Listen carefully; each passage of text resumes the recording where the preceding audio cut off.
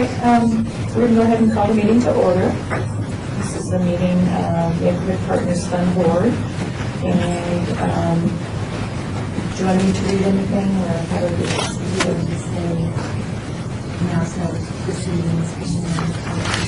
okay. This meeting is being held in compliance with the open meeting law. And with that, we're going to go ahead and start with our introductions of our board members. Oh, do I hand this to you? Sorry. Yeah, this is our first official time for this. Do you want me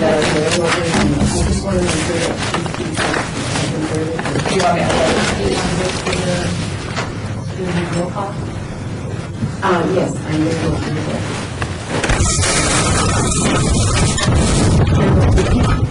Present.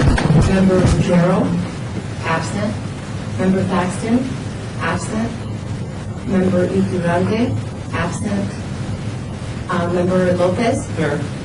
Member Reyes? Here. Member Toussaint? Here. Member Zare? Here. Member Bloomberg, she's no longer on the board, right? Yes. Okay. Member Davis? Here. Member Dodo? Absent. Member DeWitt? Where'd she go? She was here. Absent. Member Rodriguez? Here. Member Shatler? Here. Member Williams? Absent. Member Juarez? Here. Member Rodriguez Brown? Absent. Can I ask a question? Yes, we do have 9. People are wandering in and out, so when they come back in, do you mark them as here? Yeah. Yes, I will mark them as here. Okay, because I know there's a few of them. Okay. All righty. Did I read number 3? Okay. Public comment during this portion of the agenda must be limited to matters on the agenda for action. If you wish to be heard, give your name for the record, the amount of discussion, as well as the amount of time and any single speaker is allowed may be limited. Is there anybody from the public? Oh, okay. Okay, we're going to go ahead and do our introduction of board members and staff. We'll start over here with Ms. Reed. Hi, I'm Kimberly Reed. I work for Council in Tarkanian in Ward 1, City of Las Vegas. David Lopez. I've been serving for a few years now, and it's a learning experience. I think you'll like it. Thank you. My name is Deborah Reyes. I work for the Las Vegas Metropolitan Police Department, and I specialize in community outreach and youth advocacy out of the Gang Crimes Bureau. I'm Donna Toussaint. I'm Ward 2 designee, and I've been on Ynapp, I think, 7 years? Or at least, yeah. 8 maybe, I don't know, a long time. Prior to that, my husband was on, so we have had Toussaint on Ynapp, I think, every year except the very first one. And it's it's my favorite thing to do. I love it. Well, good afternoon. My name is Carolina Juarez. This is my first year serving on the Ynapp board, and I'm very excited because I think it is a very my name is Chris Shatler. This is my second year on the board, and last year I had a lot of fun, so I'm just as much. I'm sure it will be. Carlos Rodriguez. This is my first year, and I'm full-time volunteer. My name is Billy Yates. This is also my first year. Looking forward to the experience. So learn something new. Hi, my name is Paula Zare, and I'm the coordinator for the homeless outreach program for the Park County School District. And this is my first year. Now we have some new members. We're doing introductions. Oh, hi, I'm Sherry Williams. This is my second year, and I hope to have a lot of fun with everybody. Okay, you want to introduce yourself? Hi, folks. Some I know, some I don't.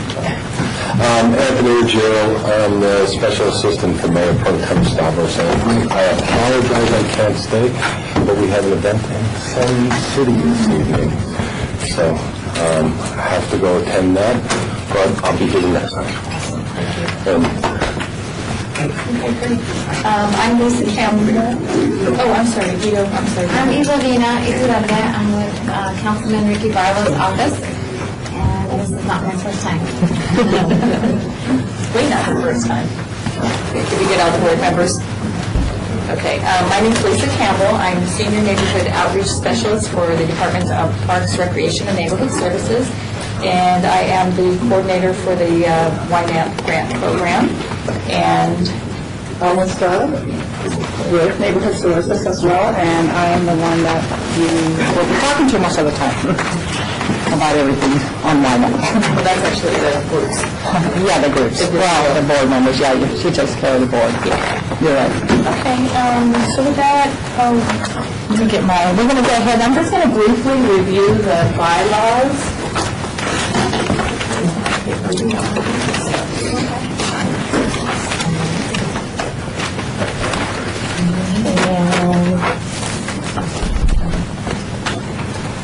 And I'm just going to go, just kind of highlight some of the areas. I won't go through all So we're 3 going pages. to item 5. Yes. Okay, could you just read that one? Oh, I'm sorry.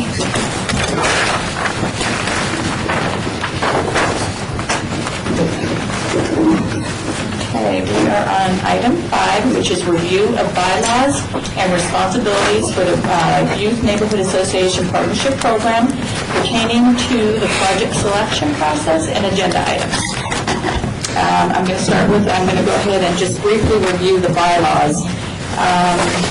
Election of members, all members of the board shall be appointed by the mayor and city council, so each of you was selected and then officially voted on by the city council to serve on this board. So it is an official board. Each member in good standing shall be entitled to 1 vote on each matter submitted to the vote of the board. So as you're going through and grading through the, scoring through the different projects, you'll be 1 vote of the entire board. The initial term of office for each member shall be 1 year, and then you may be reappointed to consecutive 1-term terms as necessary. Transfer of membership. Membership on this board is not transferable or assignable, so if you resign, you can't select somebody to serve in your place. A quorum. Attendance by 8 members of this board shall constitute a quorum at such meeting. And then the general purpose of the board, is to review Youth Neighborhood Association Partnership Program application and recommend awards to the City of Las Vegas City Council. And we'll talk a little bit about that when we go over what the program is about. Board decisions, the act of a majority of the members present at a meeting at which a quorum is present shall be the act of the board members unless the act of a greater number is required by law or by these bylaws. Lisa, I just want to, you just said something about the quorum and the voting. Yeah. Can you do that again? Oh, sure. Each member in good standing shall be entitled to 1 vote on each matter submitted to a vote of the board. And then there was something, everyone has to vote on each item. Real quick. Are you talking about the board decisions? Yes. The last one? The act of a majority of the members present at a meeting at which a quorum is present shall be the act of the board members unless the act of a greater number is required by law or by these bylaws. I'm not aware of it. Right now, it's just majority. Yeah, there is no other, yes. Have a quorum. Yes. Yes, exactly. Okay. And it's going to be 9, not 8.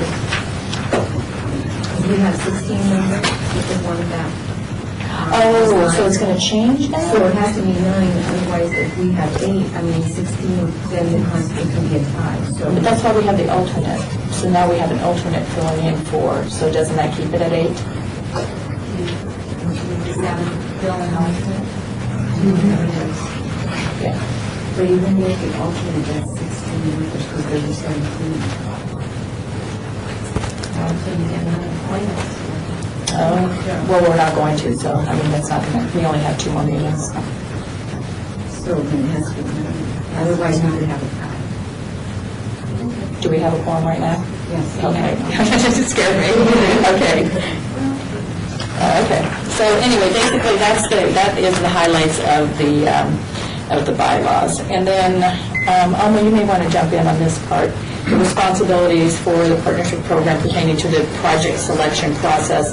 All of you have been given a password and you have access to the Zoom grants, and hopefully you've had an opportunity to review the grants, at least for the ones that we have presenting at this meeting.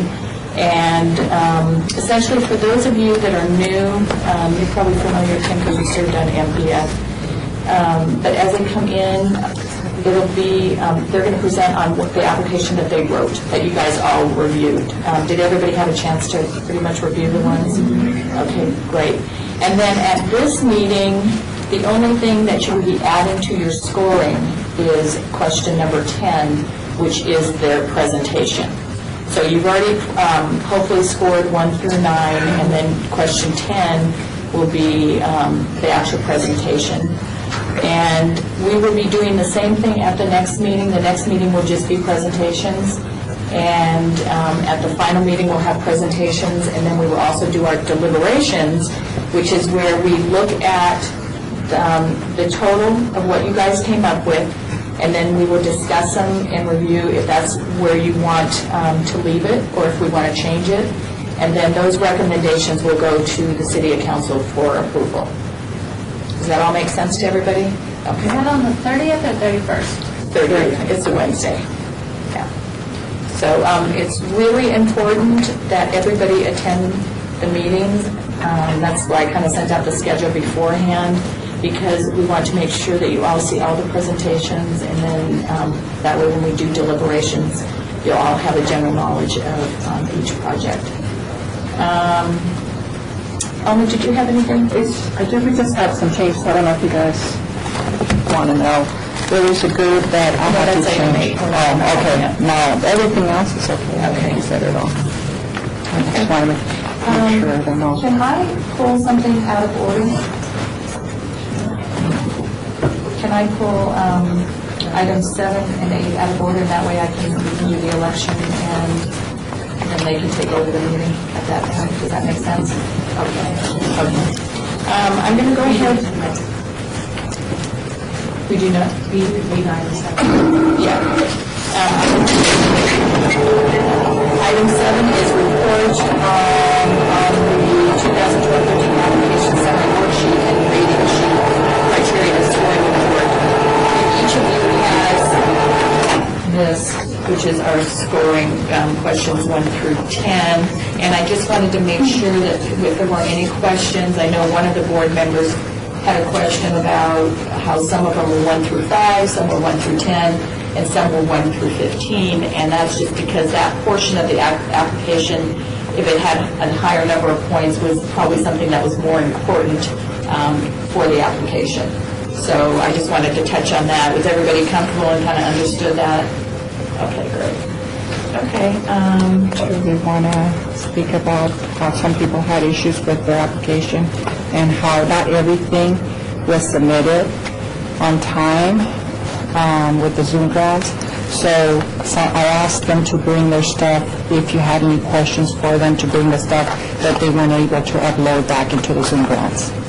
So we had some of our applicants, actually, we noticed that their volunteer hours couldn't possibly be enough, and it was after the application closed, so they weren't able to put it online. So what Alma's saying is we asked them to bring those corrected volunteer hours, so you will see that. So there, you may have some changes in your scoring. Once you see that, you may say, oh, okay, this actually has... Since it's the first year, let's give a little bit of a break. Yeah. And again, that's with that, we're all kind of working through this together. This is our first year on the grants. Yeah. Okay, and then we're going to go to, and actually Alma's going to talk on this one, item number 8, discussion for possible action regarding Youth Neighborhood Partnership Program youth presentation schedules for January 8th, 2013, January 17th, and January 30th, 2013. And then Alma's going to talk a little bit about some of the changes on the schedule. So on the schedule that I passed out today, I did put on one group that's not going to be here to have rescheduled for January 17th of 2013. And then I have another group that was switched over, so I can't make it either, and that would be Harrison Malberg, Boy Scout of America, Eagle Scout Project. They will be scheduled for the 30th of January. and there could be only a few changes so far. So we hope they stay that way. That's it. Okay. All right, and then we're going to go back to item number 6, which is discussion for possible action on the election of chair and vice chair. And then I want to, is that okay? Okay. I wanted to go a little bit over that process. Essentially, you can self-nominate, and what I'm going to do is I'm going to write the name. Oh, you used my whiteboard. I'm going to write the names on the board. Self-nominate, or somebody wants to nominate someone because they don't serve on the board, they think they'd be awesome, however we want to do it. And then what I will do is have each of you write your name down on a piece of paper, and then we will collect those, and that'll be for the chair. Same process for the vice chair. So if you guys want a couple minutes to kind of think about it, can we do that, Terry? When you can do it one separately. Okay. If they do write it, they will need those votes. Okay. Do we have to say each member? Do we have to give their name? Okay, so we can just So do you can actually vote. roll call pilot. Okay. Okay, so to make it easier, since it's going to be disclosed to you vote, we're just going to do the roll call. So what I'll do is I'll write the names on the board, and then we'll just do like how many votes. Right, okay. Okay. All right, can I give them a couple minutes just to kind of think about it? Let me describe what the duties of the chair and the vice chair are. The chair will lead the meetings, and they'll go through the agenda and bring the presenters in, have the presenters introduce themselves. And another important part of the chair and the vice chair is that you will be asked to come down to the city council meeting and be a part of the presentation to the city council. So if you are interested in serving, make sure that you're comfortable with public speaking and that you're comfortable coming down to a city council meeting. Typically, the youth serve as the chair and the vice chair. It's not mandatory, but I just to kind of give you historically how it's been, it has been the chair and the vice chair have been the youth. Donna, is there anything else? Because you certainly... Okay. My personal feeling is it should be a youth program. I don't think the experience that we want to get is valuable. So do you guys want a couple minutes to think about whether you want, or you want to just go ahead and start the process? I'm going to make sure.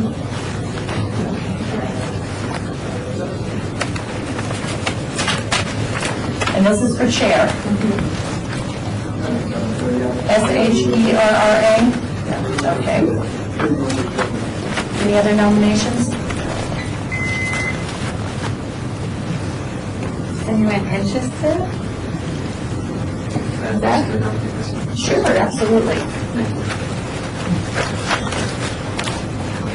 And then one other piece I left out is once we get the names on the board, then I'm going to ask each of them to talk a little bit about themselves and why they would make a good chair. Same for vice chair, okay? Okay, any other nominations?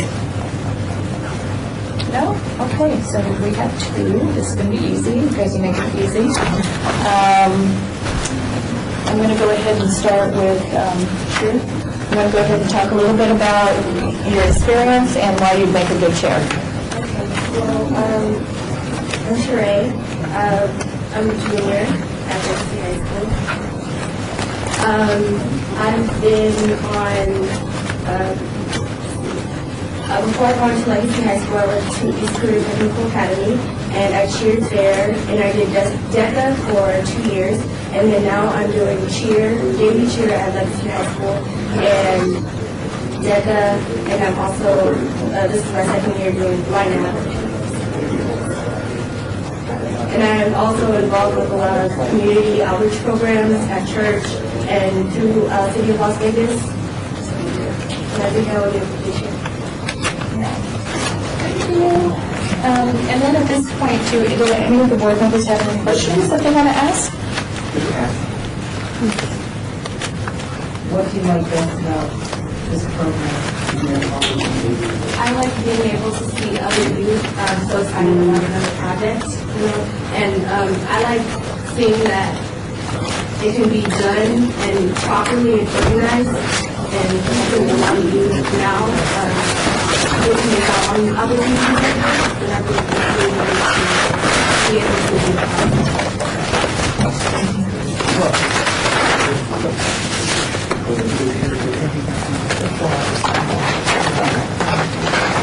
Okay, great, thank you so much. Any other questions? No? Okay, Zach, you want to give us a little brief? Okay, well, my name's Zach. As I said before, I'm a junior as well at Clark High School. So starting in 7th grade, I joined the National Junior Honor Society, which that was kind of the first community service thing I did. And ever since then, I've tried to participate in as many as I can. I joined Key Club my first year of high school, as well as NHS in my sophomore year when we were allowed to. And I just really like those community service programs. And so when my dad introduced this board to me, I was pretty interested in joining. And after I served on it for last year, I definitely wanted to do it again this year. So, and seeing the jump of the trail last year, I believe that I would be able to do a fairly good job of what she did as well. So, yeah, and that's about it. Thank you. Great. Does any of the board members have any questions for Zach? It's only fair that I ask you the same question I asked Sharia, right? Sure. Do you remember the question? Yeah. What? Okay, go ahead. Well, some of the projects that people submit, they're just, I really like them. Like, just reading through some of them, I want to give them the money, and I'm really glad that we're giving them this opportunity to complete these projects, because they really wouldn't be able to without our help. So I just really like what the board does and how it aids these people in doing these really great projects for their community. Anybody else have any questions? Okay, Terry, so how do we do this? I just go through? Go through either one by one if you want, or you can just call them. And then just count? Okay, all right, we'll just call for a vote then. I know. That's why we did the ballots before. I know. Awesome. Yes, Zach? Do we abstain from voting for either of us? Can they vote for themselves? Sure. You can vote for yourselves. You better vote for yourselves. You've both been here for twice before? Well, this is our second. This is your second year, you both are on a different appeal. Has either one of you served as vice chair previously? Okay. I ran. I'm asking a big question, because you're both wonderful, so. Okay. All right, we're going to go ahead and take a vote. So, are we ready for charade? Actually, we just get a vote on the vote. On a motion on it.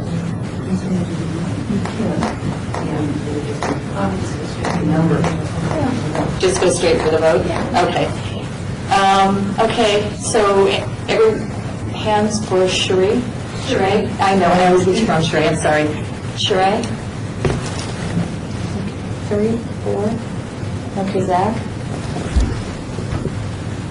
Okay, we have 5? Okay. All right, so Zach is chair.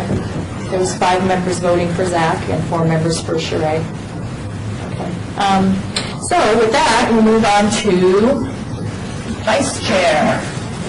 And we're going to go ahead and take nominations for vice chair.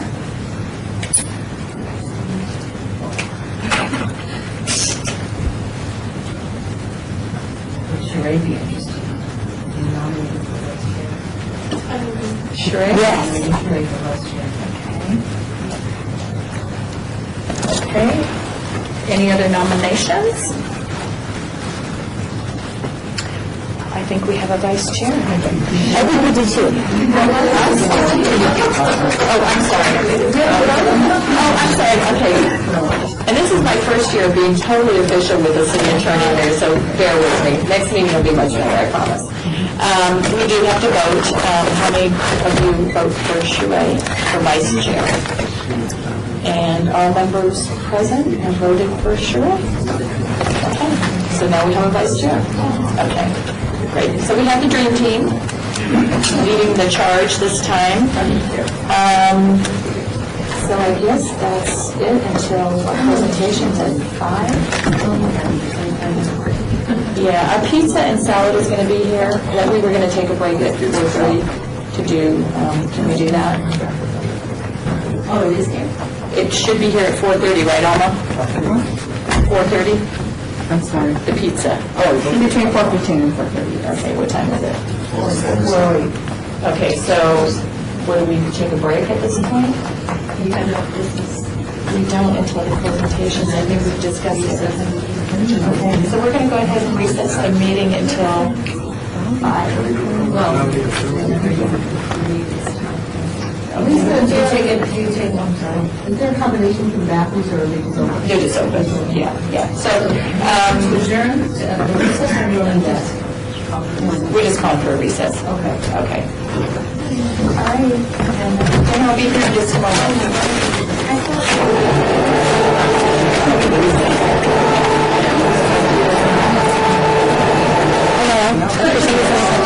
Computers again.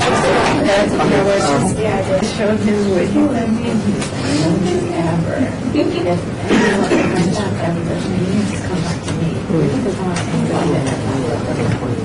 Or I guess she never does stuff like I do. Right. Under that, you know. It's so smart.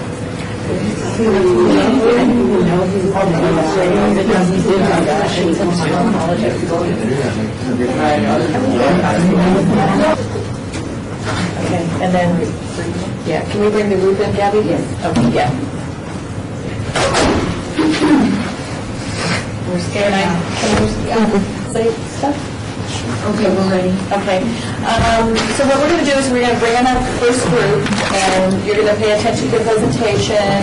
They're going to do their PowerPoint. This first one has a PowerPoint. And then at the end of the presentation, you guys are allowed to ask some questions on their project, okay? And then we try to keep it to 10 minutes for each group, okay? Does anybody have any questions?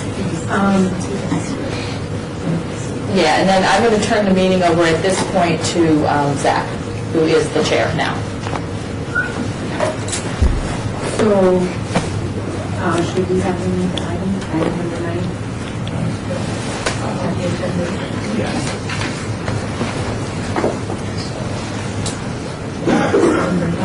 Okay, so item number 9, report on Youth Neighborhood Association Partnership Program applications submitted by the Southern Nevada Health District's Teen Pregnancy Prevention Program, Teen Advocates for Pregnancy, Sue Happy Big Throat, FIB Program, Arborview DECA Direct the Way, Arborview DECA No Place for Hate West Pear Project, Clark STEM Club Robotics Challenge, Clark STEM Club Enviro Stars, and Airing Water Quality Analysis Project, Healthy Teens, Healthy Community, Healthy World, Healthy Teens Community, Healthy World.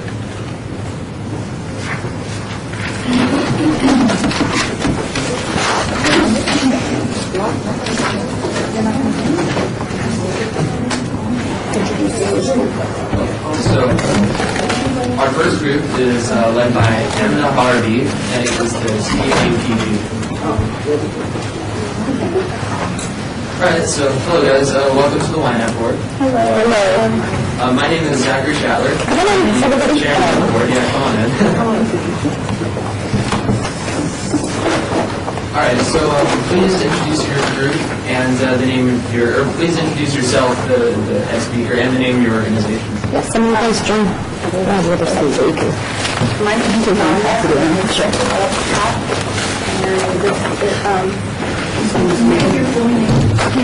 Full name, please. My name is Nadia Schofield, and I'm the president of TAP, which is which is Teen Advocates Against Pregnancy Prevention, for Pregnancy Prevention. Can you speak up? Okay, so my name is Nadia Schofield, and I'm the president of TAP, which is Teen Advocates for Pregnancy Prevention. My name is Antro Munnerlin. I'm a member of TAP. Could you speak up just a little bit? My name is Antro Munnerlin. I'm just a member of TAP. So you'll have 10 minutes to make your presentation, and then our vice president, he has a timer right here, so if you're wondering how much time you have left, just glance over here. And then after that, we'll leave 10 minutes for questions. Okay? So you guys can go ahead and start. Okay, how did the newly created council development by 7 Nevada health district?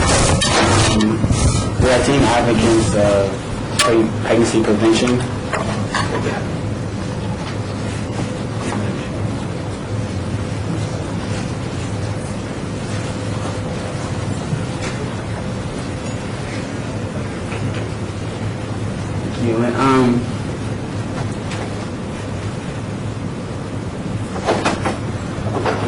The point of view is who can better understand the youth than the youth, basically. We plan on affecting the youth by accomplishing tackling tasks like teen suicide, teen pregnancy, bullying, homelessness, and self-esteem.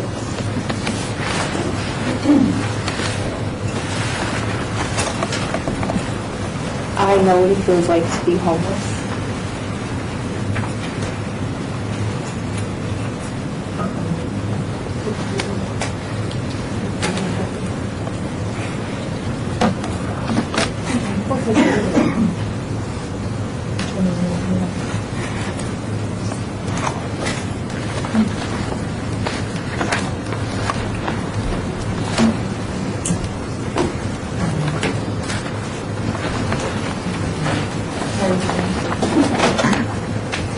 Okay, our project is to deliver 50 care packages to the youth.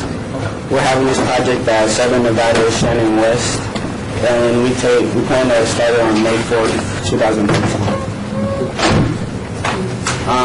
We estimated, about 2.2 of homeless population living in Las Vegas are teenagers.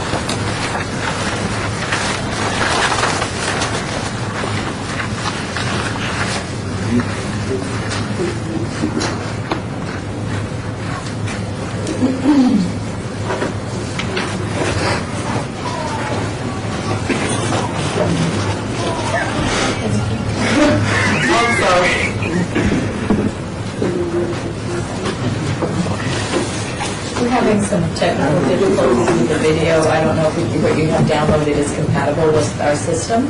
So if you guys maybe just kind of want to move through it, and if we can pull it up, we will. Okay? To benefit the community, we provide basic needs, influence youth to give back to the community, help you get a job, and promote abstinence and safer sex. Our support is Southern Nevada Health District.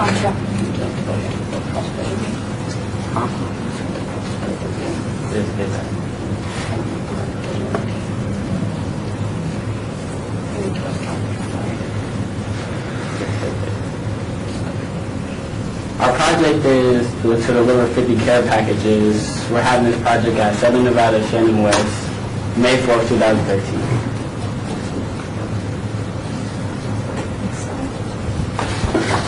About 2.2 of the homeless population living in Nevada is teenagers. Homeless youth live on the streets, couch surf, stay in hotels or shelters.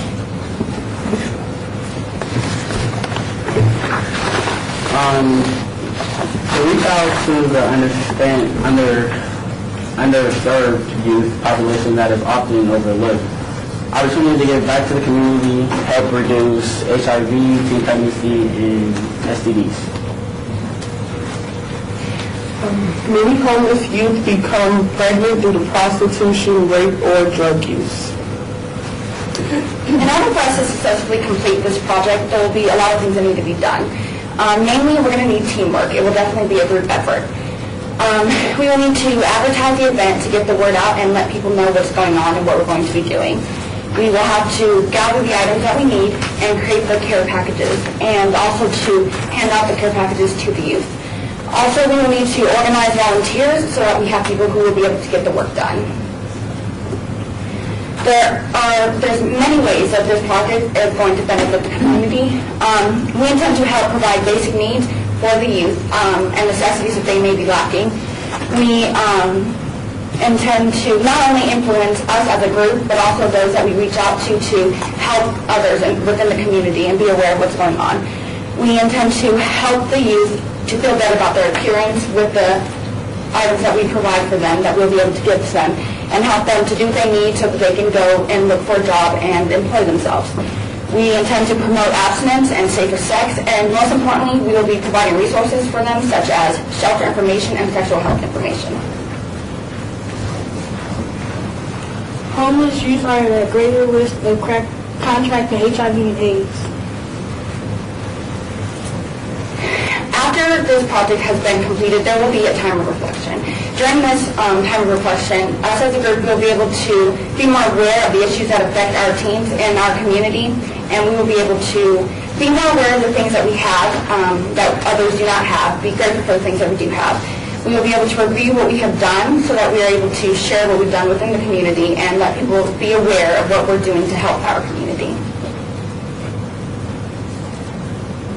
Throughout this project, we will not be alone. We've had many agencies that have been able to help us and have offered to help us with this project, such as the Southern Nevada Health District, who will be giving us condoms, sexual health information, and SIMSAC to put the items in. We also have the help of Southern Nevada Shannon West Homeless Youth Center, which is where the event will be taking place. We have the Nevada Partnership for Homeless Youth, which will be providing us with resources for the homeless youth, such as places to get shelter, food, and any necessities that they need. We have Northwest Career Technical Academy, which will be providing us with toiletries and blankets. We have the Action Reach Out Team, which is a suicide prevention team for teenagers that will be providing us with information, again, to prevent suicide within teenagers. We also have Blade Masters Barbershop, which will be providing free haircuts for the youth on site. And we also have Unity Village, which will also be providing us with other toiletries. The success of this project is based on receiving grant funding and community donations. We have requested a total of $2,000 to develop the project. Approximately $1,025 is worth of items will be received from community donations. The remaining amount of money requested is in grant funding. Why fund our project? With every problem, there's a solution. We can be a part of that solution.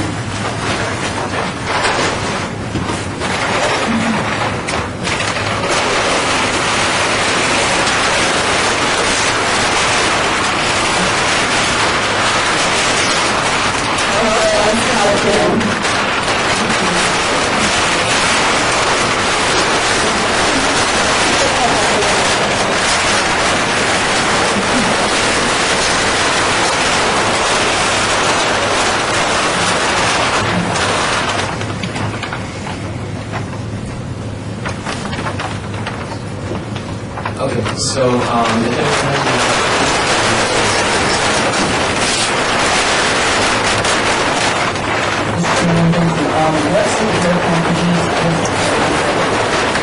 We should be providing them with condoms, pamphlets for resources for sexual health, and other shelter and things that they may need. There should be toothbrushes, toothpaste, shampoo, conditioner, blankets, and just basic hygienic needs, those sorts of things. All right, thank you. Yeah. How many volunteers will be needed? We haven't come up with the exact number of volunteers that we need. We will also have us as a group and also the Action Reach Out team, which has approximately 10 to 15 teenagers that will be helping us out. If we can't fund you fully, can you still continue the project? I do believe that we will be able to the best of our ability. I myself would actually like to ask, in your application, we asked for written permission from the owner of your place, that you were planning on holding the event in, and we didn't see it. Do you have that Do you have that? Okay, good. We just want to make sure about that. Do you need to have a copy of it right now? Do you have it on? Yes, I do. Okay, that would be good. I do have a question. What does it take to become a member of your an organization? First, most of us, we took part in a sexual health education class, and we had to fill out applications. And once we were accepted, we've gone through a series of training that we're still in now, that we're being trained by the Nevada Health District.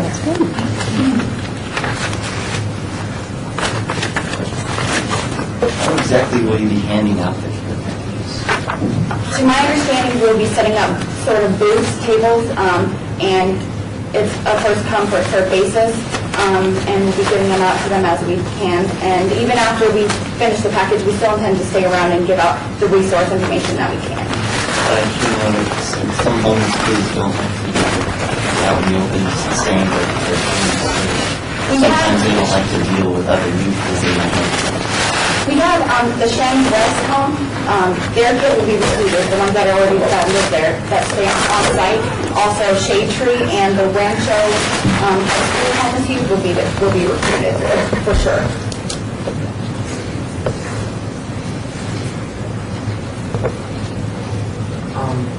Okay.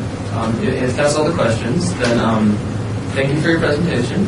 The board will also be hearing a bunch of other presentations, but we'll be making our recommendations to the City Council on your board meeting on who should receive the Ynapp awards. So they'll be presented at the City Council meeting, and you'll be able to. Thank you very much.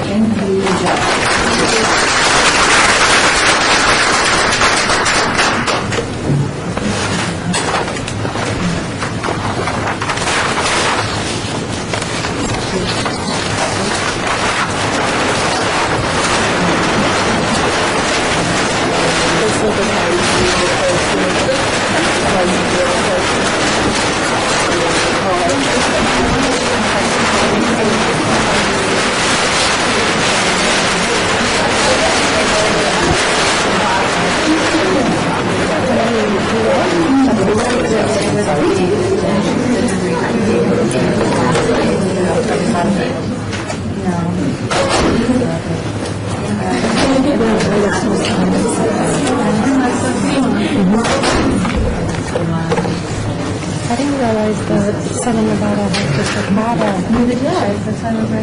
Okay, so we'll be recessing the meeting until the next applicant shows up at around 5:40 or so.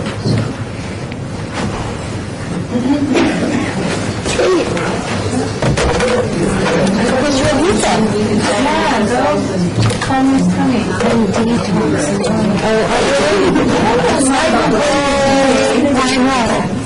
I know, I'm probably just next to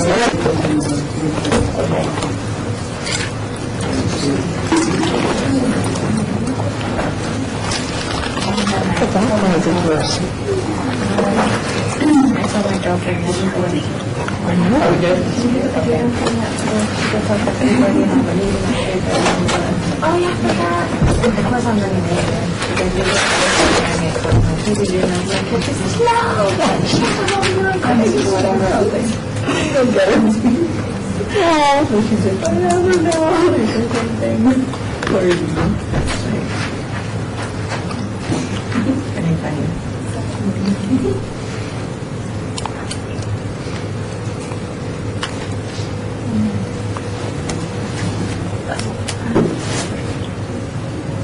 We've got so many people.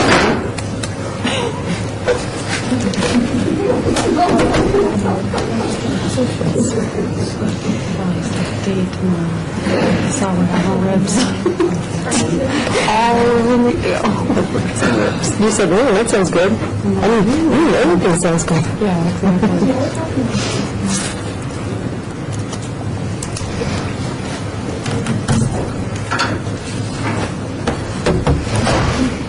These are my replacement classes. Yours. Somebody decided and my real classes, those are already got eaten all the way up. All the way can't even wear them up. So, I had to wait for the insurance card, or the insurance information to come, because I was like, I can't even really see outside. Alright, hi guys, good morning. Welcome! Hello!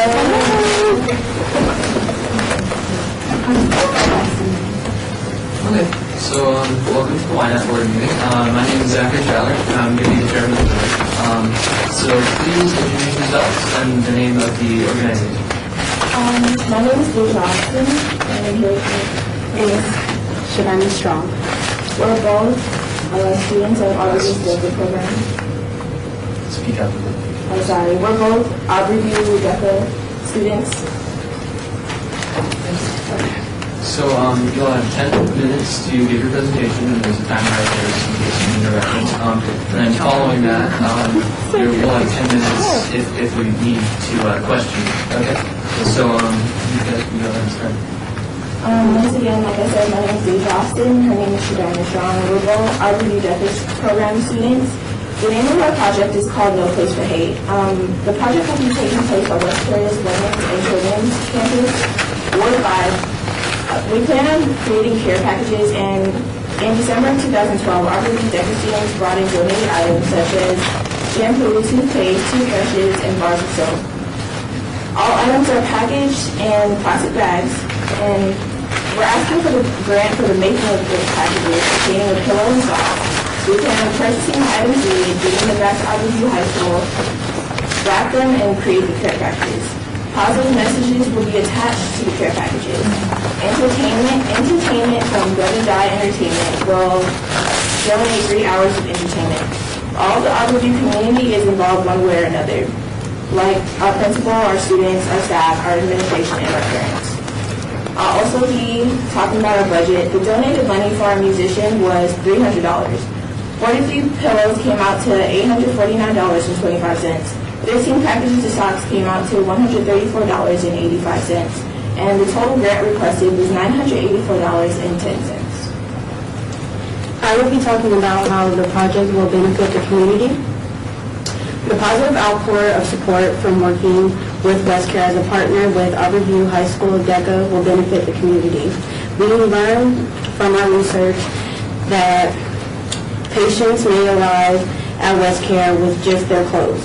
They do not bring their luggage with them because their situation does not present that kind of arrival to this care facility. This is why the care packages are needed. Can you imagine having to borrow socks? So that is why a care package idea is so important, to give self-respect to the person arriving at WestCare. I'll also be talking about how others will be learning from the project and how we will share. We have learned to work in teams. We have different opinions in DECA, and we have had No Place for Hating in November 2012 that motivated us to give to others. WestCare was a community service project area we support. Do you want to say something? That's what I was going. Yes. Okay. Thank you very much. Okay. We have announced this to the Aubreyview High School at our monthly interclub council meeting. DECA has adopted a block a few years ago in partnership with the city of Las Vegas. We take care of reporting trash, and it is important for us to help our neighbors too. We are taking pictures, we are publicizing our effort to other schools, to others in the school with our parents, and in a scrapbook that we are preparing for the DECA State of Nevada Conference. Our teacher is requiring us to submit an MLA report paper, so we are strengthening our writing skills. Helping our DECA entertainer with his scheduling has been experienced. We are learning. And in closing, we have a couple of examples of the positive messages that will be attached to the care packages. And also this is an example of one of the pillows that will be provided for them, and it will be concealed in plastic. Okay, so while you guys are passing this around, does anyone have any questions? I'll recognize you.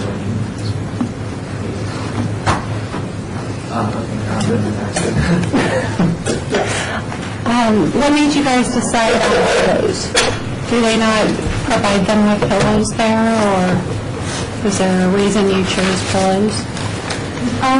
Yes, we chose pillows because that's a necessity that is like needed there, as well as socks. So that's why we decided to put the things that they needed most together in a care package. And can you explain what an MLA form, you guys said you have to write up a MLA. Can you explain what that is? MLA format is a certain format that we have to write in our essays in. Our whole high school does it. Okay. So you have to do an essay on the project. Thank you.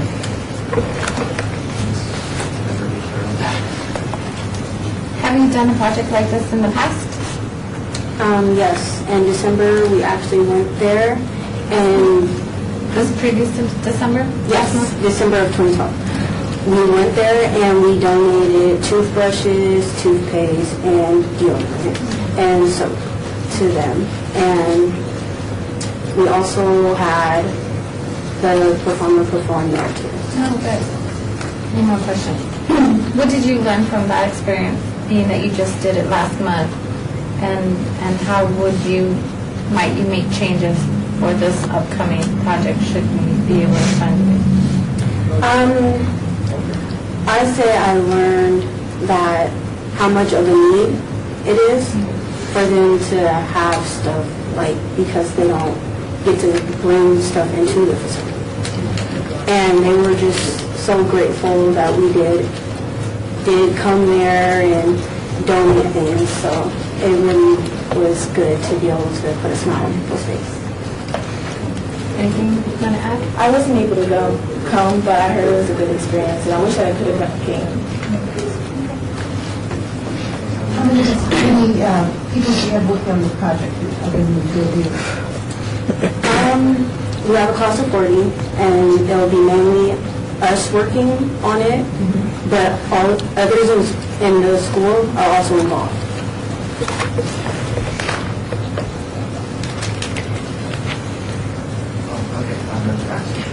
Did you, and I might have missed it, did you guys explain what West Care is?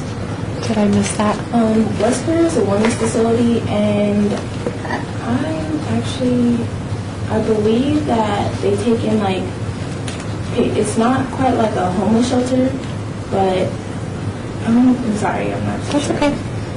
It's a women's and children's facility. What served as your inspiration for this project?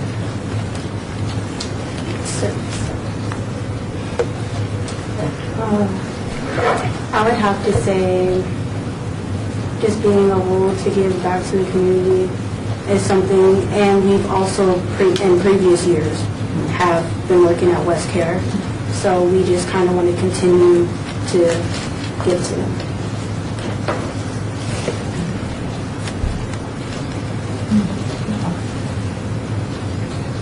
So if that's all the questions.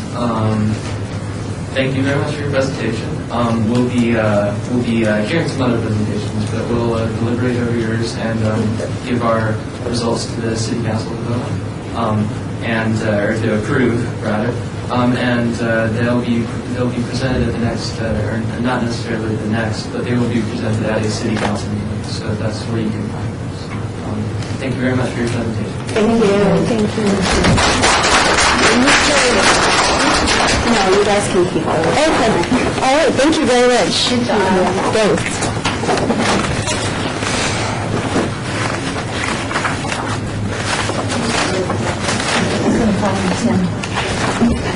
We're calling for Or a suggestion. Could you tell them, welcome them, could you tell them to do their best to speak as loudly as possible because they are being recorded.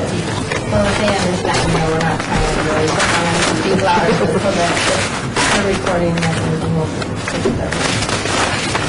And don't be afraid to ask questions over there.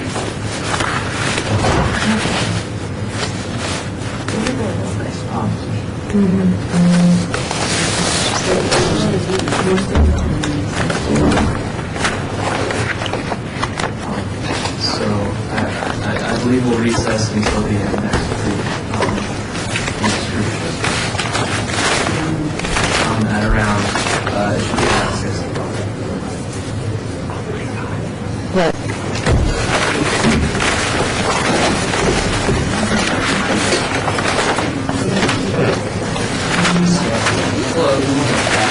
How are you? How are you? Doing good. How are you? So, welcome to the Ynapp meeting. My name is Zachary Schaller, and I'm the chair. So please introduce yourselves and the meeting of your organization.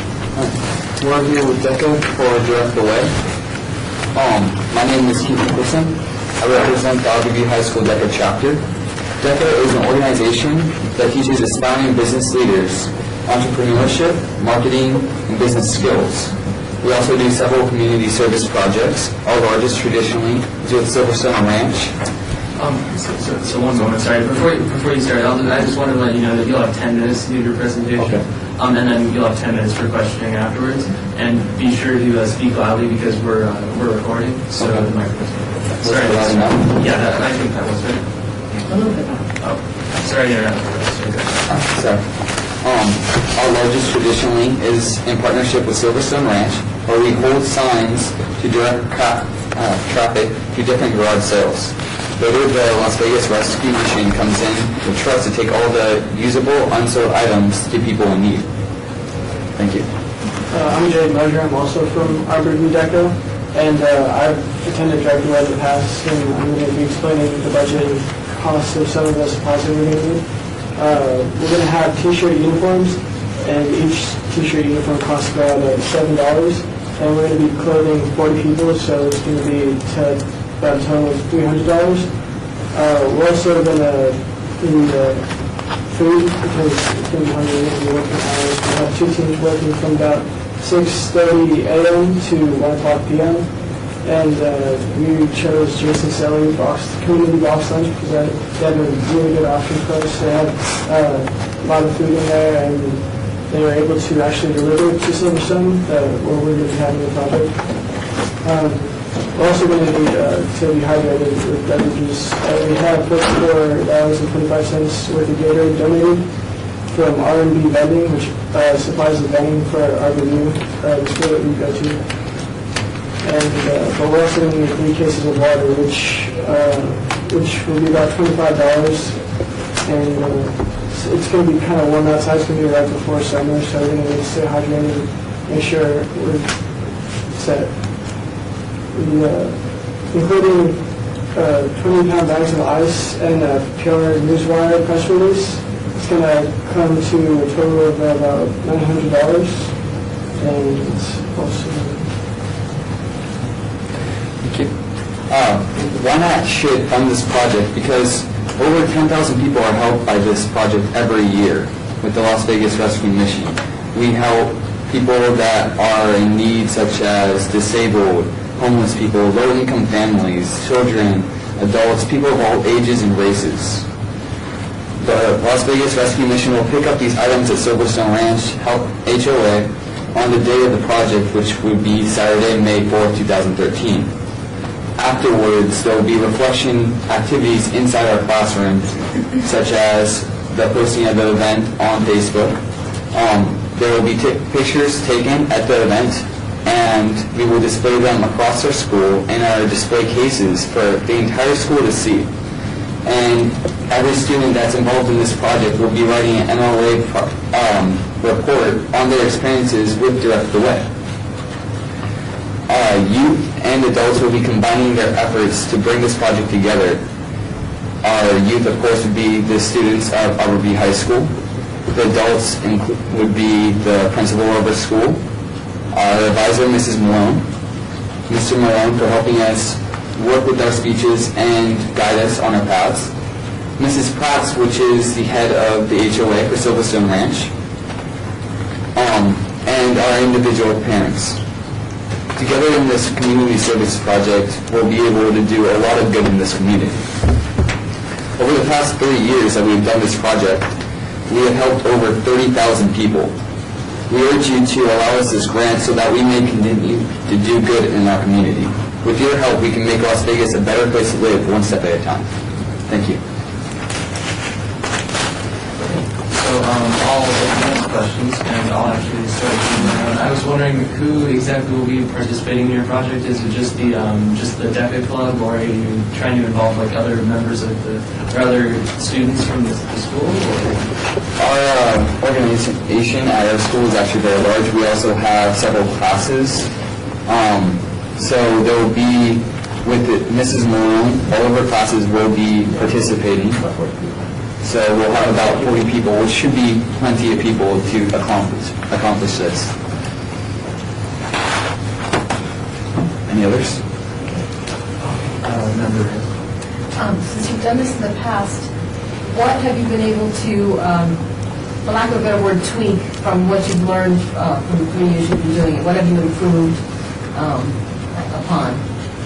I've done it last year. I've spoken in front of you guys before, and as this will be my second year, so I'm not up to date with all the years and all the little tweaks. However, there's several little things that we could do, sign placements, the energy of the people, of course, and the weather would always be nice, you know. Some of the other things that we'd be able to improve on is, since we've done it in the past, we'll be able to, we know more about where everything is, how the neighborhood layout is, so we'll be able to direct people better than we were last year. We'll be able to share our knowledge with the newer kids that are doing it, so. Another question. Could you elaborate a little bit more on the budget item that goes to the press release? I think it was a $300 item.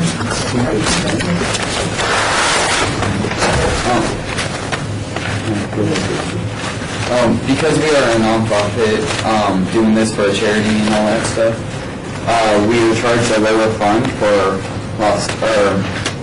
newsletter, and this will get the news out to people all across the state in different counties and everything that we ourselves cannot do. Also in California, in Southern California and California. We've gotten a lot of publicity because of this project in the past, and it's necessary. Has the publicity helped you get more people involved in the sale and get more items donated as a result? Yes. We actually had last year, people that were on vacation from Japan, they've heard about it while they're in the area, so they actually came. That's kind of a cool experience.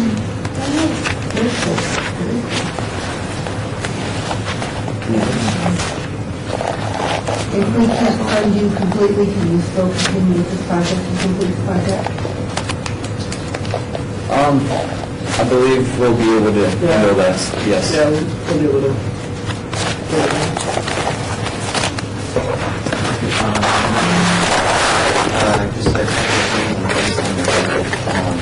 You're getting cases of waters and ice bags and such, like from Kmart and Walmart.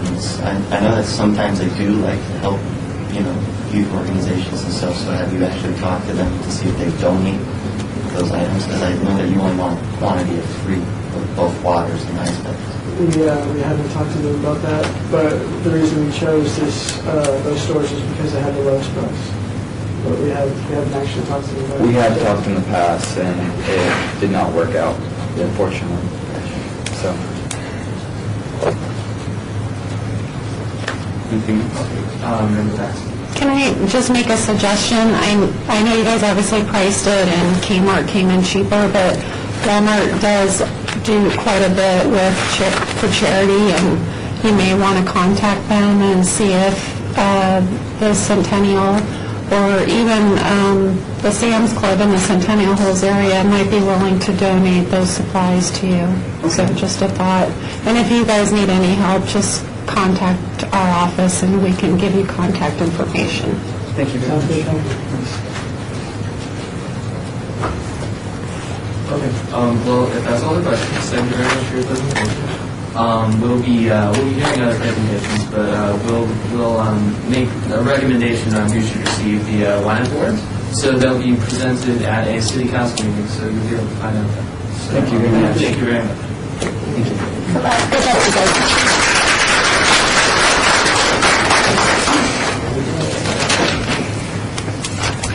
Okay, so now we'll read cameras. They'll be delivered to approximately 6:20.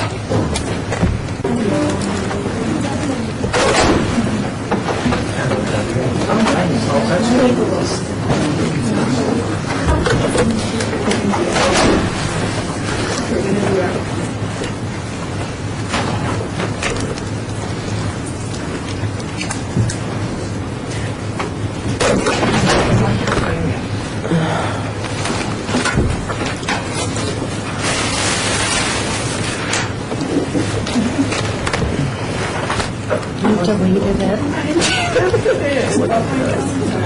Is it on there? He's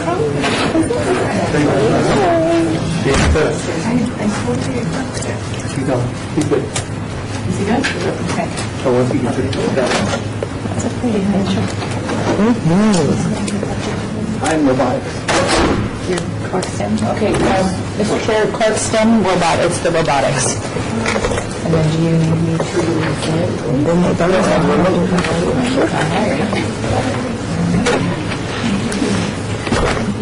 All right. So, hi, my name is, can we dim the lights maybe to see it better? Some of the text is a little... One second, we have to close. No, I know that from before. He goes to my school. One of those that he's the chairman, just one. Did you know that? Is that good? No, I didn't know that, no. Okay, so welcome to the planning meeting. I'm Zachary Shetler, I'm the chairman. So if you could introduce yourself and the organization you represent. All right, my name is Nick Orr, and I'm with Clark High School's robotics team and the STEM Robotics Club. So now you have 10 minutes to do your presentation, and then after that we'll have 10 minutes to question you if you want, and if you're wondering how much time you have, it's right there. Oh, okay, cool. So go ahead. All right, let's see. What we are, Clark High School is an inner-city suburban school in a high-poverty area, and we're of Title I status. So we have over 3,000 students, and about 80% of them are on free or subsidized lunch. So we serve a high proportion of low-income and minority students, which is okay. I'm just saying Clark's a very big melting pot high school, which is good, because I personally like all the extra cultures, and it's a fun place to have different variety. Many of our students are new to the country and will succeed if exposed to hands-on experiences in real-world situations. So it's not that the potential's not there, it's everyone wants to work and everyone can succeed, they just have to find a way to do it. And it's hard to do that through the normal classroom learning. I personally can't learn from doing 2 + 2 out of a math book. I have to have the hands-on, I have to have hands-on activities, I have to actually feel something to learn to get it for it to click in my mind. So we at the STEM program, we've noticed that there was this, we don't want to call it a problem, but it kind of was, because kids aren't applying themselves in a way they can understand it, in a way it clicks for them. So we thought, what better way to have a safe, fun, friendly, welcoming environment after school than start a robotics club. And that's exactly what we did. We actually have 2 different robotics programs at Clark, and we're also a magnet high school. We have the AMSAT, which is Academy of Math, Science, and Technology program. So we have kids from basically all over the valley, bused in, driven in by their parents, walking to school, everything. So we just have such great potential at Clark. We can pretty much do anything we set our minds to at Clark. And I'm proud to say I'm a Clark Charger. So, little more on where we are. That explains what STEM is. We have over 3,000 students at Clark. Like I said, walking distance to school. Why not start an after-school club, right? Right. Yeah. Our administration loves us and backs us 110%, but because of just budget cuts and financial and just everyone's with the economy, there's no money there, they can't support us financially. So, we have to go out and support ourselves, which is okay, because that's another good life skill, is finding means to support yourself. With the STEM Robotics Club, you can expect to learn mechanical skills, including but not limited to designing and making blueprints to actually build a robot that is about as big as me. You can actually get to design out every last piece on, we have computer software and we have blueprints. We have people that actually draw out blueprint designs. There's also computer software called Autodesk, where they can drag and drop in every single part of the robot and build it. So I think that's pretty cool. Some people like that, some people are more just hands-on, dive into it.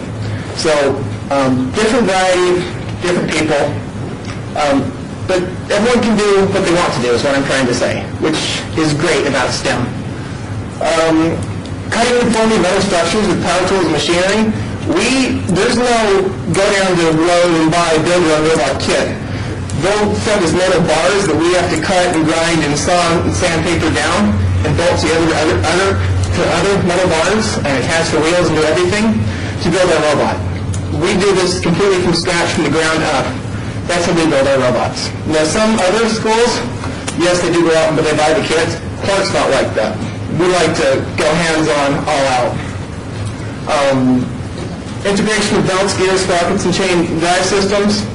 We like to go, because belts, gears, let's jump down to troubleshooting the physics. If anything doesn't work, we have to figure out what's wrong with it and we have to fix it. Some of our robotics competition programs, we have 6 weeks for a time limit to build a whole robot, program it, troubleshoot it. So we really have to dive right in and find the problem and then fix it. Going back to belts, gears, sprockets, and drive systems, a simple motor like this, attached to a wheel with just a chain, can lead to motorcycles in real life applications. Learning this now in high school can get you to this, a career in motorcycle mechanics. There's lots of motorcycles out there. It's great job security. It's great. It teaches you lifelong skills that you're going to need to know to be successful in this world. What else is there? There's also electrical skills, because a lot of the components, it's driven by one motorcycle battery. A robot is. So that's a lot of power.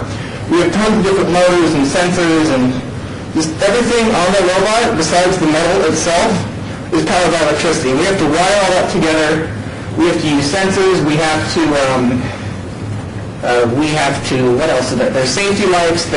We actually have our own network on the robot. Like your computer internet network at your house, we have our own just for our robot. We have to wire that into the robot. We have to make sure that all interfaces with motors and sensors correctly.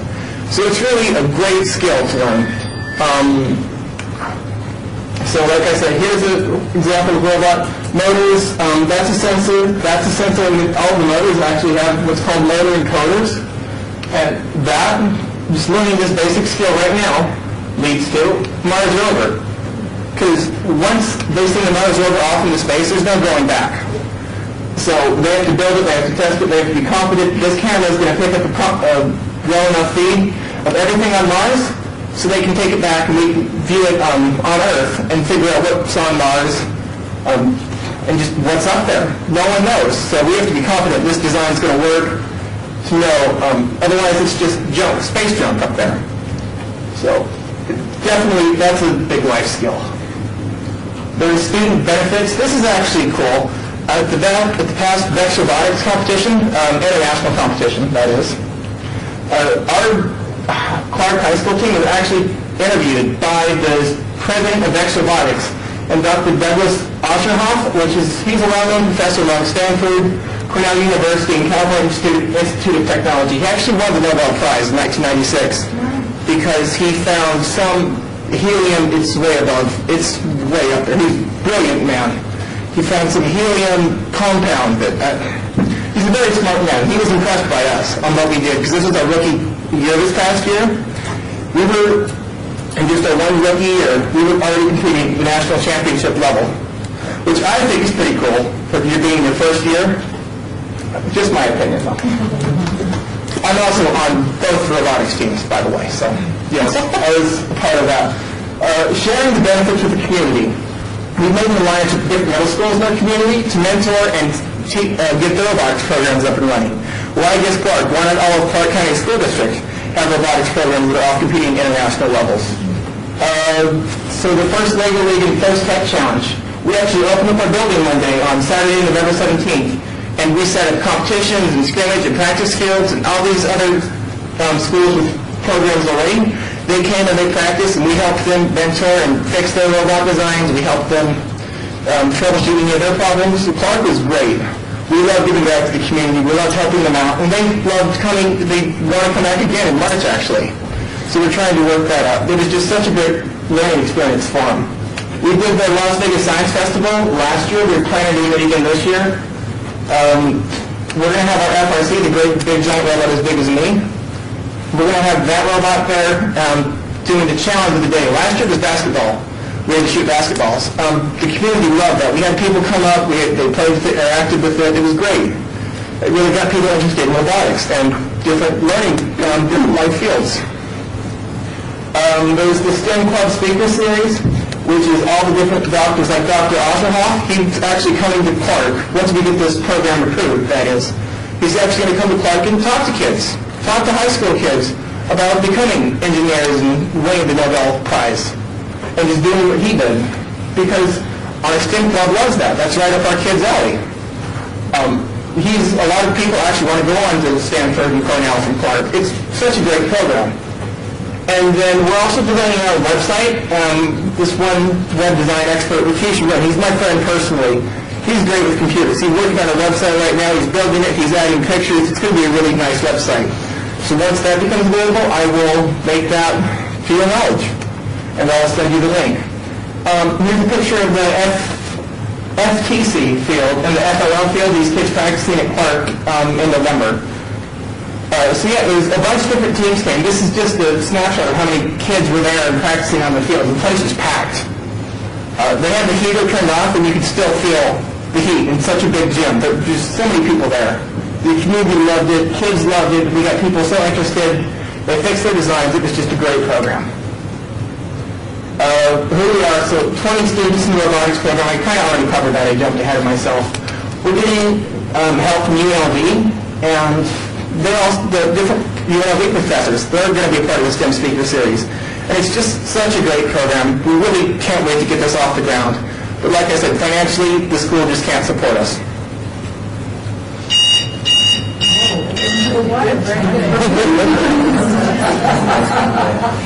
Okay, so now we'll open it up to questions. Okay, so yes. So if anyone has any questions.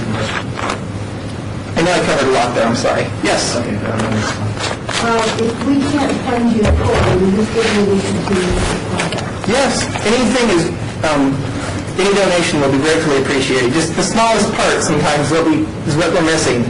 And any possible funding you can give us, we love. And we'll send you thank you cards and pictures of us smiling faces. We love thank you cards. All right. Cool. We can get pictures. Or being invited to one of these functions. Yes, it's open to the public. Sorry, I forgot to mention that. The next event is at Centennial High School, February 22nd. You can see our Bex team perform. The team that got interviewed by Dr. Osherhoff. Come down and say hi. We'd love to see you. I'd love to see you all again. So Have you gotten any previous donations?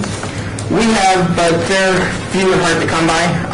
Any donation we do get, we did Cece's night one night, Cece's Pizza. They actually have this fundraiser where the kids can come and we can get as many people as we can from the community to come and donate their receipts by the register when you order. You can display your receipt in this little can. And Cece's donates, I think, like 10% of every sale. And we made about $25 off of that. So it helped. It went fast. I just had a comment. I just wanted to thank you for your enthusiasm and, taking the time to really go over all the little things with us, because it helps for us to know, that people, other youth like yourself, are as interested in making a big difference with that. So. Yeah, the student life at Clark, there are kids there until like 6 o'clock at night. I'm one of them. I have no life. I live at Clark. I'm there from 6:45 in the morning to like 6 o'clock at night some days. And I just love it. I love STEM, I love robotics. This is just right up my alley. It's like, we're gears and I fit perfectly in.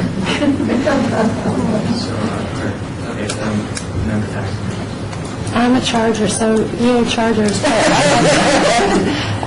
So last year was your first year of doing robotics at Clark?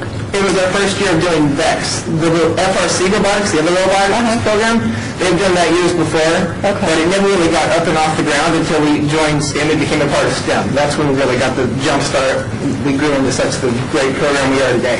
And what's the difference, I guess, then between VEX and the one FRC, or, I'm sorry? FRC, it's all about looking at the big picture and the grand scheme of things, because if one little motor, one part of FRC isn't lined up properly, the robot still works and functions because it's like a motorcycle. You can drive with your car's check engine light on. All of us do it, right? Yeah. We all drive with the check engine light on. The car still works. VEX is more small scale. If one little piece or one little wire is just that much off, the whole robot will not work. It will not function. You have to know the robot inside and out for VEX. You have to know every single part, where it's supposed to go. Millimeters could throw your whole robot off because of how, I guess, the sensors are so precise. Just millimeters could throw off the whole robot. And how did you guys fund it last year? We had some money in the account left over, and we, like I said, CC's nice. Okay. I think we did one of those, and I think we did there was some other little fundraiser we did. It just doesn't sound like there's a lot of money, so it does sound like a grant is definitely needed. I was just wondering if for some reason we weren't able to fund your entire grant. Are you able, where would money come from then? But you've answered that, so I appreciate that. The thing is, you can reuse parts. As much as we hate to take apart old robots because they're like babies to us, we've had to do that before. We can take apart the metal off one robot and reuse them in years again. Sensors and electronics, not so much, but the main metal structure, we can reuse that in years to come. I think it's great that you guys are offering to have other schools and, younger children come in because, obviously if they love it at a younger age, they're going to grow up to wanting to do it as they go to Clark or whatever high school it is. So I think it's a great thing that you're sharing your knowledge with other students. Yeah, thanks. I went to Hyde Park and I've done robotics since 6th grade. And I'm a junior this year, so I've done this for like 5-6 years now. I love it. And there are other kids just like me that just can't get enough robotics. Right.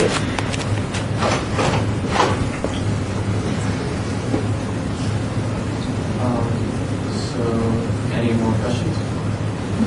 Okay. So thanks for the presentation. It was really good. So we'll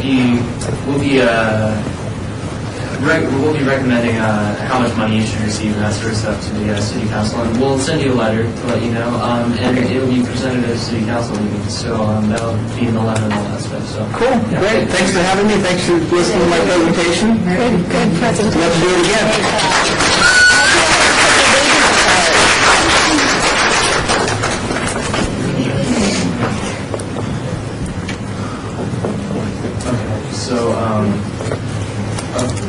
So we'll recess the meeting until the next group comes in at approximately 6:30. Oh, they're ready? Oh, okay, never mind. We won't.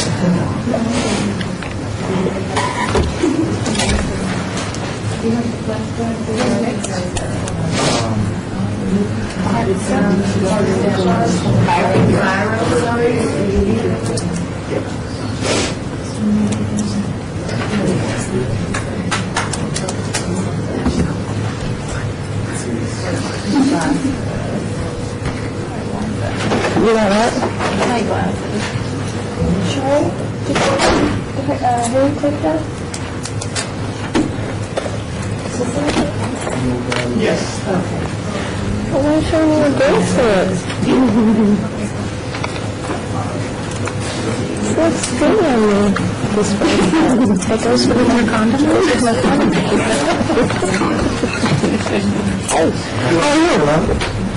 You want to move them out? Sure. All right. You guys all look this on the next slide. Oh, you can put it anywhere. Okay, Mr. Chair, we have our next group, which is in Viral Stars, and the chair's going to explain a few things to you. Okay, so welcome to the Ynapp meeting. So my name is Zachary Chatelain, I'm the chairman. So can you introduce yourself and the organization you represent, please?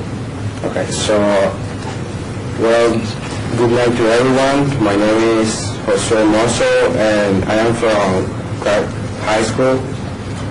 Well, the project is for EnviroStars. One second before that. So just, you'll have 10 minutes to give the presentation and then 10 minutes for questioning after. It's over here for... Okay. Okay, sorry about that. Go ahead. Okay, so... Be sure to speak up as well, because... Okay. So, I'm from Clark High School.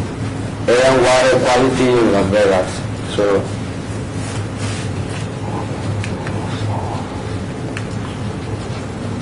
the goals of our project are to show the students the importance of air and water, to help them understand the pollutants, like we live in this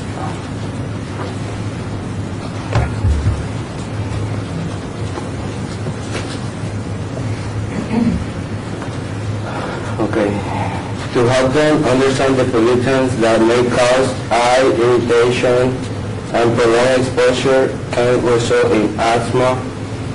Find ways to reduce the pollutants in the water we drink.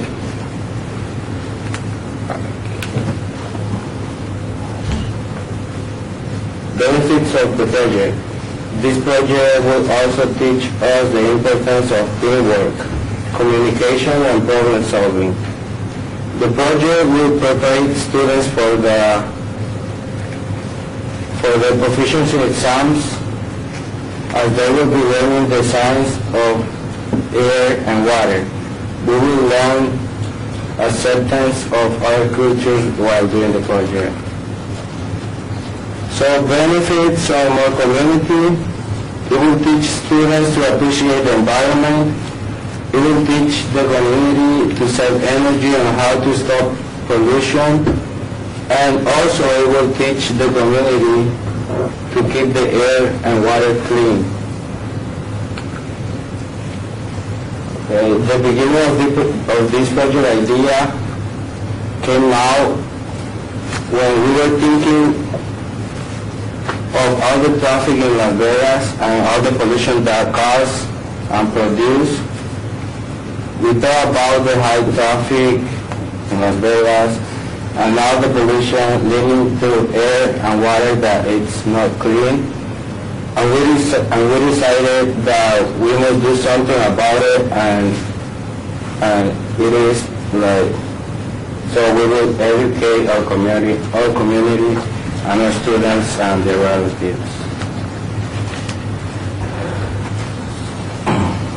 Importance for science education and STEM program.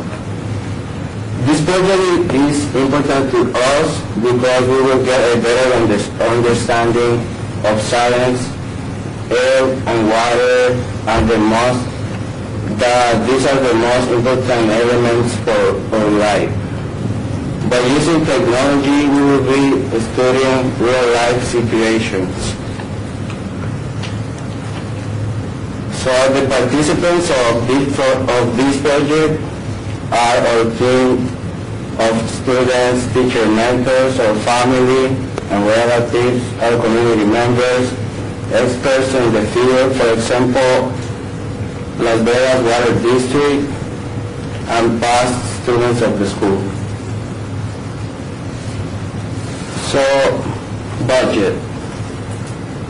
We will appreciate receiving $970 as an approximation, for the following technologies from here.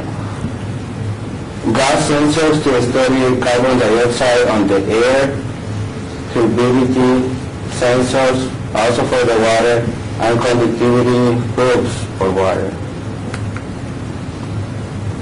Expert volunteers on this project will be Las Vegas Water District, Nevada, Bureau of Air Pollution Desert Research Institute, and the STEM Club, which is a mentoring tutoring program at Clark High School, mostly after school. In conclusion, so to conclude, I would like to thank you all for your time, and thank to the city of Ynapp. of Las Vegas for giving us, the students, a chance to share our ideas. We want to make the Clark community a happy, healthy, and clean place to live for today's generations and future generations. So, technology in action. We have some pictures, and here we can see the students involved in scientific inquiry using various sensors and proof to check the pollution of water. And here we see some students studying carbon dioxide emissions and change in their temperatures. So, Okay, so that's good. have any questions? Yeah, I'll open it up to questions, and I actually have one man to start off. So this is kind of like an educational program that you'll have in your club. Like it'll be an activity that you guys do, and you need the materials to hold this. Is that what it is, or is there something more to it? I'm sorry. So this is something more because we will be helping the community by teaching them like new ways of how to be in a better environment. For example, like cleaner water and air, and to show them. Okay, so I'm remembering. Where are you going to be getting your samples from? From the Clark campus, or where are you going to go to get the samples for the air and the water? So there will be like representatives from different institutions, like from Las Vegas Water District, from Desert Research. So those groups will bring you those samples? Yeah, we will be in contact with them. Okay. Member Rodriguez. Do you guys have any donations from other groups? No. Member G. With your findings, how do you plan to get your research and information out to the community to make them aware of what you've done? Can you repeat the question, please? And you do all of your research with your equipment on the water and the air. How you say you want to aware people of how they can do better. So how are you actually going to get that information? So talking to them on meetings, mostly on the STEM club that we have, like we can teach the members of the club, and then they will have better ways, like better, yeah, they will be applying these examples with their relatives.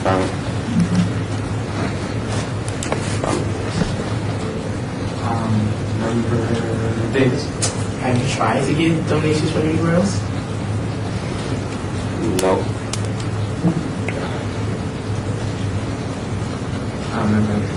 How many supplies do you need for the project?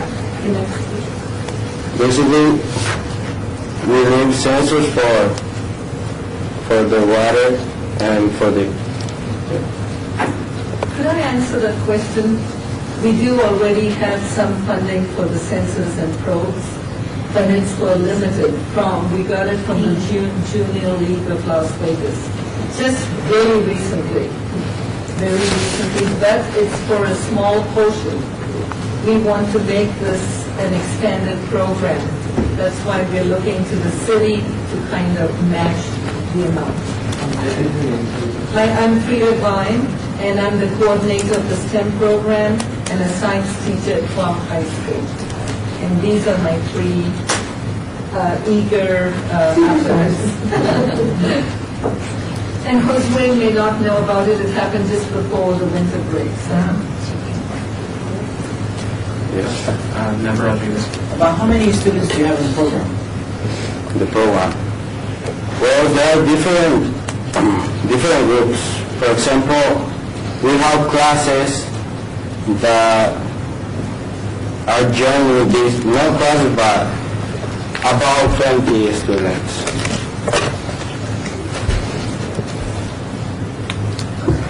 Well, if there are any more questions, thank you for your presentation. We will be hearing some other presentations, and we'll be making our recommendation. Oh, do you have a question? I just had a comment, I'm sorry. Oh, sure. I just wanted to say, I think this is a very interesting project. It's something I haven't seen anything like, and I think it comes at a really important time for the environment. I recently took a geography class and learned a lot about, what's the word that they refer to it as?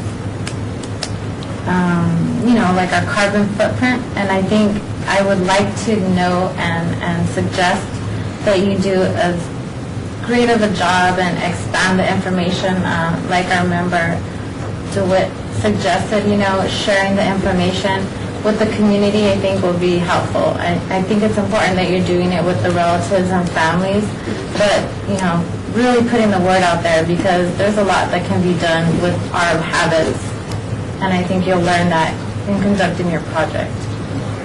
So, good job. I think it's a great project. Thank you. So yeah, you'll receive a letter saying how much we're going to recommend you'll receive, and the date of the city council meeting that will be reviewed. So thanks again. All right, thank you. Good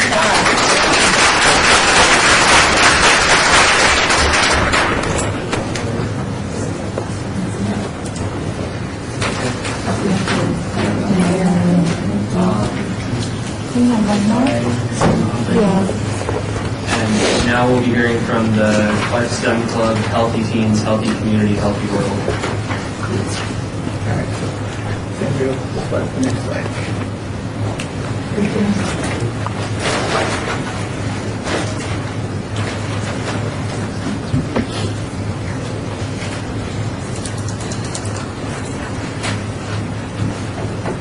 Hello.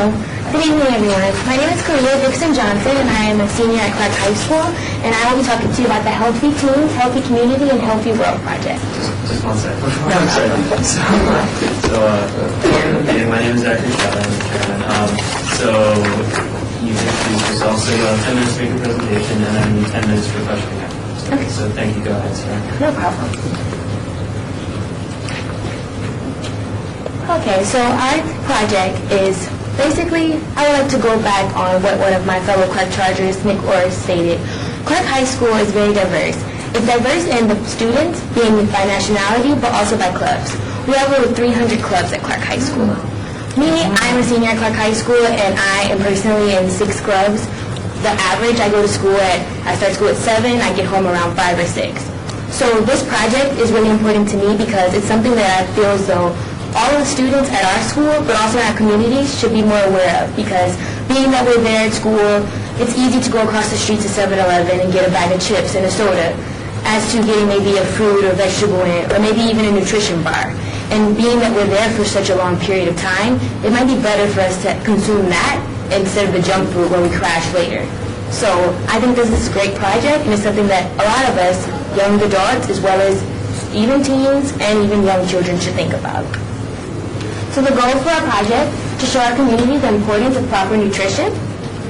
Today, with the economy in a recession, parents, they really are going with what's cheap. It's easy to just go to the store and get maybe a few, I can say, Lunchables with the pizza and the nachos, or go to McDonald's and choose off the dollar menu, as to going to maybe the vegetable section and getting something that's more nutritional for them to prepare, as well as for them to consume. So, with this being said, we are looking to embrace the change of what we want to show for our community as well as our Clark High School. Being that our students are mostly on free and reduced lunch, you can say that they just are going by with what they're given. They really might not have a choice as to what they're consuming at home or maybe even at school.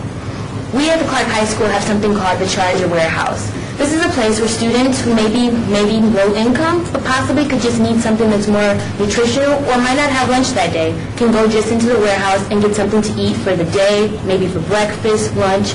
We have various items from just a cup of noodles to take home with you. We have nutritional bars, granola bars, protein bars, different things that we can give them to have something to supplement them throughout the day. This is a great asset that we have, because with our Healthy Teens project, we already have an outlet for us to just continue on having a better, healthy community within the school. If granted the funds, we will use the money to purchase affordable and fresh ingredients to make inexpensive, nutritious snacks that students can make for themselves at home.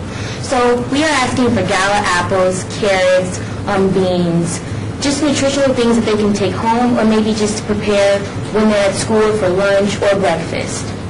One of the things that we're really motivated by is Michelle Obama's Let's Get Moving campaign. I think it's a great way to let kids know that even if you have a situation where the things aren't provided for you, you can still have a way for you to take that first step for a better, healthy life. We will be working with the physical education staff as well as our entire administration. At Clark High School, our administration is very supportive of all of the clubs and any projects that we have. So we have talked to various members of our administration, just regular staff and students, to help us have a better, I guess you could say, family push from the school in general and not just our club. With the physical education being a part of it, we can help promote better exercising methods in PE classes, weight training, and different ways to just show them, if you can't, maybe, I love potato chips just as much as the next girl. So maybe they might not want to do fruit. We can just say, okay, if you don't want to change your nutrition, why don't you try to exercise a little more? Maybe these are a few things that you can do to get moving. At Clark High School, we have Zumba classes every Tuesday, which is held by our secretary to the assistant principal. This is a fun way for us to just say, let's get moving, let's try something new. If you don't play a sport, maybe this is a way for you to get active.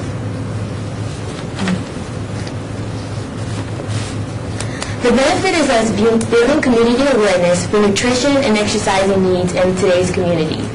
By us doing this, they might not, let's just say, they try it for a couple days. I'll try eating a protein bar, maybe a granola bar here. They might not like it, but at least we brought it out there to maybe they can tell a friend what they did for those past few days, and maybe it might be something that they want to change within themselves and change their lives. Additional benefits of this project, the project will also teach us empathy, the importance of teamwork, communication, and problem solving.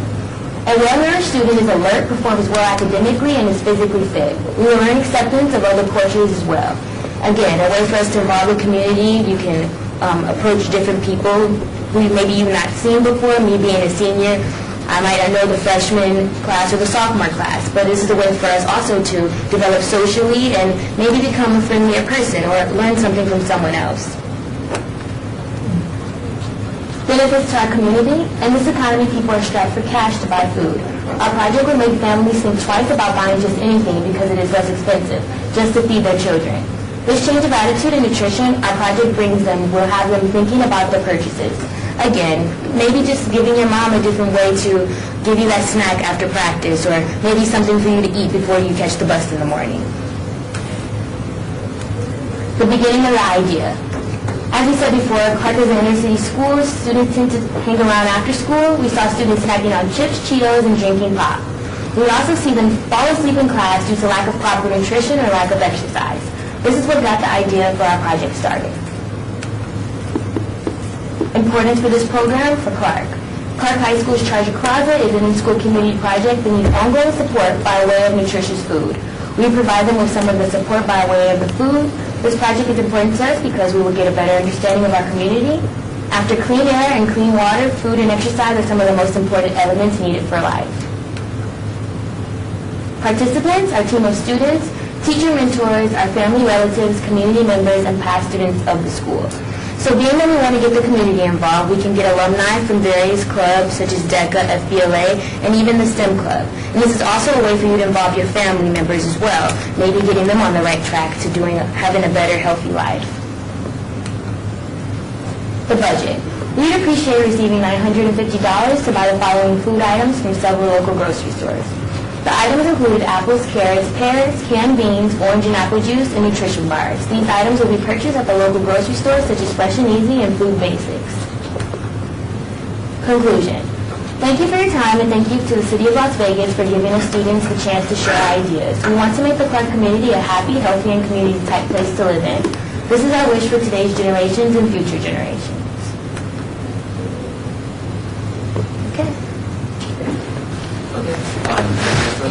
So So I'll open it up to questions now, and I would actually like to start one. So I do attend Clark, and I was wondering if you maybe put your idea out at like one of the CNO meetings, because I know that people do that a lot, and like I'm secretary, so of Science One, so I go to those sometimes, and I know a lot of people are supportive of those. So have you tried doing that? No, we haven't. We recently came up with this plan last month as an extension of STEM Club. So being that you did bring that up, that's a great point, because at Clark High School, as you know, CNO meetings are a way for all of the clubs to be aware of things that are going on within our community. So that's a great suggestion. Thank you.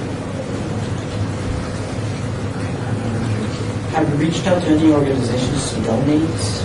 Yes, we received a donation from the Public Education Foundation, but it was just enough for us to, I guess you could say, receive the resources as far as the ideas, doing the research, taking the time to go to local grocery stores and price things for our actual proposal. So yes, we have received donations, but we are looking to expand as well and look for more.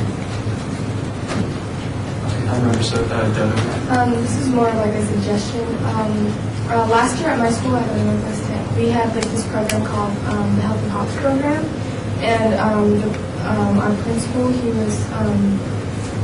used that his power to like kind of make the lunches a little more healthier, and we had like a lot of like instead like in the student store we changed things.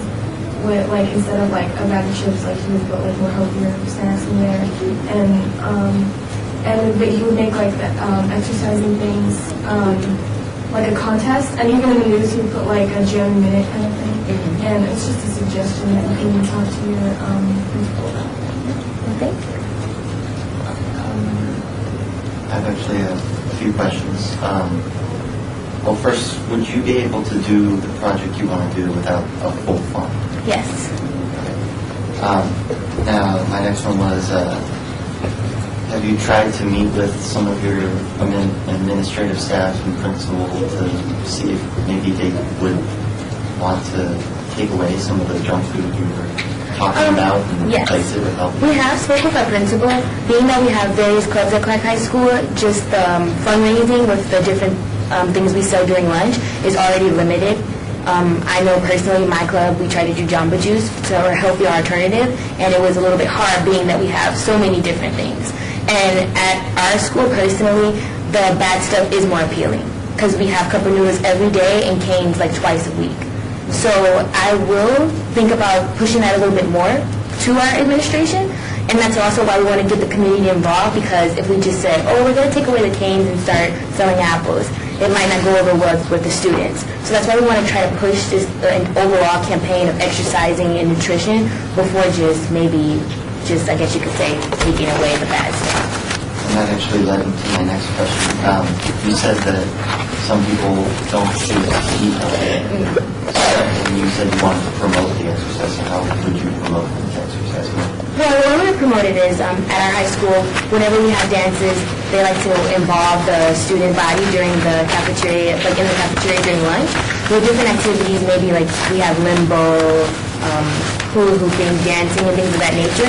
So instead of only waiting till seasonal dances, we could do different good moving campaigns throughout lunch, just to show them that this is a way for them to exercise with the entire Clark High School community, not just on their own or maybe with a few friends. And being that we do get excited for those things with, the popular music, maybe even a few prizes, that might be a way to motivate them to get moving. Thank you. Suggestion, perhaps use like Facebook or some sort of social networking site to help promote the idea. Typically, a lot of young people will use that or you could use that as an avenue to get people on board with your project. And it's a great idea.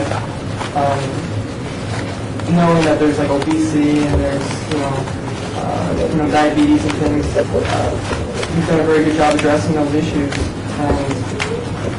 We commend you for that. So, thank you.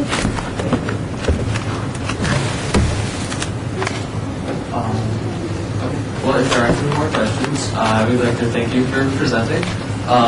We'll be deliberating on this, and you'll receive a letter in the mail as to how much we decided on the amount that you'll be getting, and the city council meeting where that will be presented. So, thank you again. Thank you.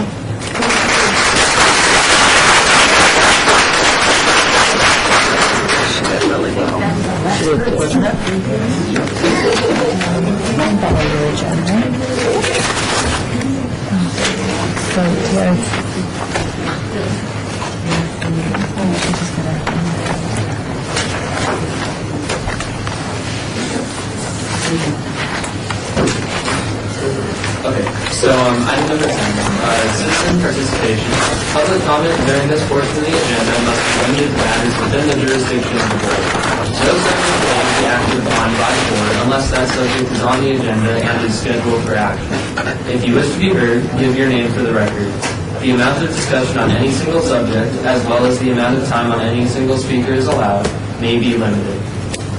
So, are there any public, people of the public that want to make a comment? No people in the public. Okay,